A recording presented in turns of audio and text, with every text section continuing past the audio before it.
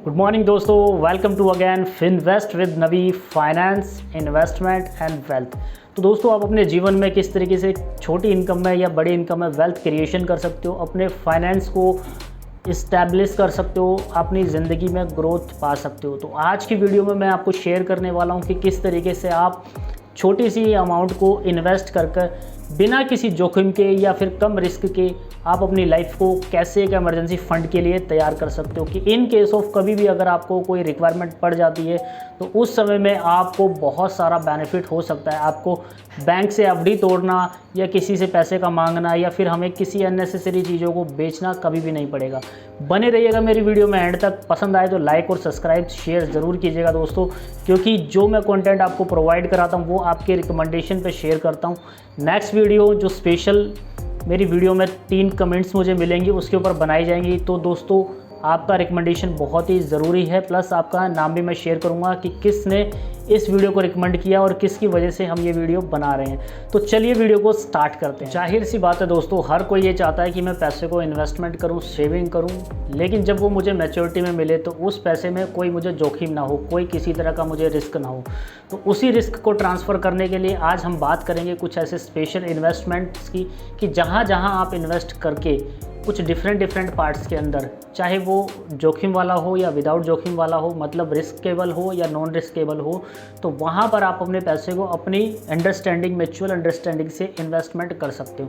एक छोटा सा एग्जांपल मैं दोस्तों दे देता हूँ कि जैसे सबको मोस्ट ऑब्लिक पता है कि म्यूचुअल फंड रिस्की वाले होते हैं। तो म्यूचुअल फंड के अंदर भी बहुत सारे वेरिएंट्स होते हैं, जैसे कि डिविडेंड फंड्स होते हैं, बैलेंस फंड होते हैं, इक्विटी फंड होते हैं, रिस्क फ्री फंड्स भी होते हैं। तो वहाँ पर भी अगर आप एसआईपी करना चाहते हो तो वहाँ पर आपको बाइफरकेट इसको करना पड़ेगा। आपको समझना पड़ेगा कि किस फंड में मैं लगा सकता हूँ, किस फंड्स के अंदर आपको ज़्यादा रिटर्न्स मिल रहा है और आपको रिटर्न्स ज़्यादा चाहिए या कम चाहिए, क्योंकि म्यूचुअल फंड तो दोस्तों 30% 35% तक का भी रिटर्न दे देता है अगर मैं एनुअली ग्रोथ की बात करूं। लेकिन अगर हम इसे लॉन्ग टर्म के लिए लेके जाते हैं तो आराम से 15% का हम रिटर्न पा सकते हैं। तो मैं लेट्स स्टार्ट करता हूं कि कहां पर आपको इन्वेस्टमेंट करनी चाहिए जहां पर आपको रिस्क ना हो।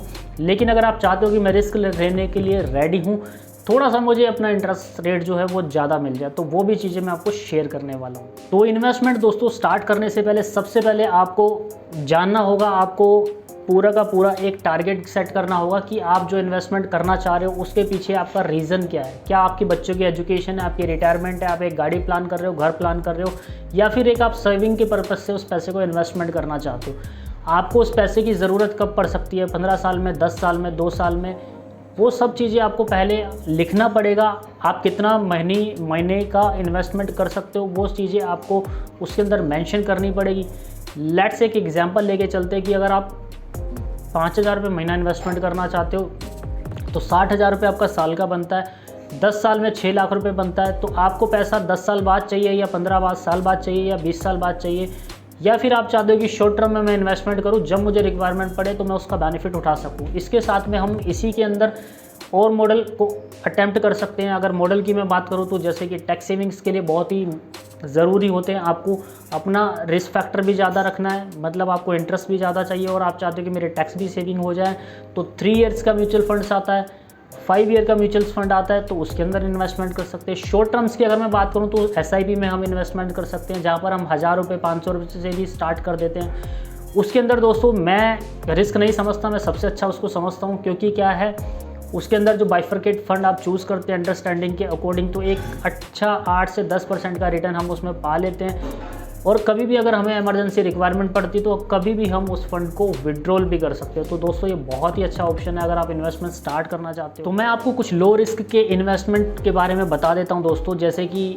सेविंग्स बैंक अकाउंट्स है, इसके अंदर आप इन्वेस्टमेंट कर सकते हो अपना पैसे को रखकर, जो बहुत ही कम इंटरेस्ट रेट आपको देता है, जिसमें कोई रिस्क नहीं होता, मतलब आपको 3 से 4% का इंटरेस्ट मिलता है। आप चाहते हो कि मुझे थोड़ा सा और इंटरेस्ट रेट के बेनिफिट मिले तो आप एफडी कर सकते हो, आरडी कर सकते हो। उसके बाद में सरकारी बॉन्ड्स मिल जाते हैं आपको, गोल्ड में इन्वेस्टमेंट आप कर सकते हो, आप डिविडेंड फंड्स के अंदर इन्वेस्टमेंट कर सकते हो, म्यूचुअल फंड के अंदर आप इन्वेस्टमेंट कर सकते हो। सारी चीज़ें आपको उससे पहले समझनी पड़ेगी किसी भी चीज़ में पैसा लगाने से पहले, कि आपका रिस्क फैक्टर क्या है, आपने पोर्टफोलियो क्रिएट किया नहीं किया, कि आपकी ज़रूरत क्या है, कि बच्चे की मैरिज के लिए ज़रूरत है, एजुकेशन के लिए ज़रूरत है। तो वहाँ पर आपका इन्वेस्टमेंट का पूरा पोर्टफोलियो बनाने के बाद, चाहे वो आपका लाइफ इंश्योरेंस हो वो ले सकते हो, तो आपको देखना पड़ेगा किस पैसे की आपको कब ज़रूरत है। Thank you so much dear friend to watching this video. और अगर आपको वीडियो पसंद आई तो like, share, subscribe and bell icon को ज़रूर प्रेस कर दें कि जो भी मैं नेक्स्ट वीडियो को बनाऊं तो सबसे पहले नोटिफिकेशंस के अंदर आपको मिले। और यदि कोई आपका सवाल है तो कमेंट बॉक्स में ज़रूर अपना क्वेश्चंस करें, मैं उसका सोल्यूशन आपको